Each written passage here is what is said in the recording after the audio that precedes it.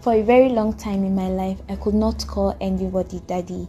It felt so weird because I grew up calling nobody daddy. My dad passed when I was just a year old. I grew up in a Christian family, but that's not the criterion for being a Christian, you know. So when I became born again, I realized from Bible study that God is my father. It was a mind-blowing truth.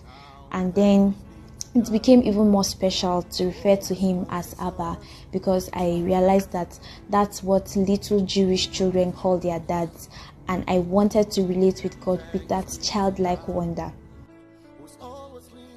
For the most part of my life, I felt misunderstood. I felt like nobody in this world really understood me. So writing became like an outlet for me where I poured out everything that was in my head. I wrote everything down: my joy, my fears, my pain, events happening in my life, my prayers, my aspirations. I began journaling as far back as 2013, or maybe before 2013. But 2013 starts out for me because that's when I started my personal time of prayer and Bible study, thanks to my eldest sister Luna for introducing me to that. So I would usually write out what God was teaching me, and I'll write the slightest nudge I was having in my heart, the silliest idea I was having, any fancy words that I saw around. I would just basically write about it. And it's been such a blessing to flip back on those books and see that I am walking in the reality of what was written down. Words are powerful, and I dare to say that if you cherish what God is saying to you, you will write it in a dedicated book made for that purpose. Sometimes last year, I was feeling choked on the inside. I knew that there was so much in me seeking expression. I could feel the burden on my heart.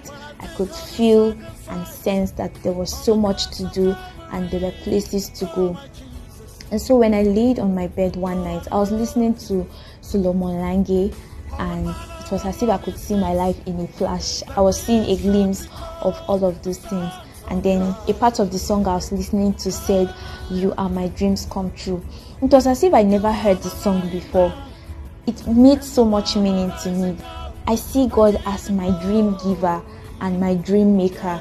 He's the one who gives me the dreams, and he's the one who brings them to fulfillment.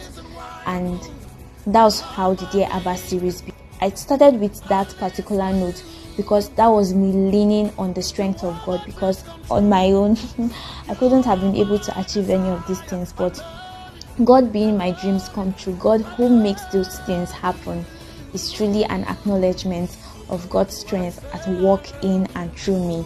So from then on, it's just been me continuing with my conversations with God, addressing situations in my life rather than succumbing to them, or basically just drawing strength from His word. I can tell you that Dear Abba is more than just a book. It is an experience that I want you to join in. You can get your copy at a discounted rate, and you stand a chance to win a freebie if you fall within the first 50 people to place their order.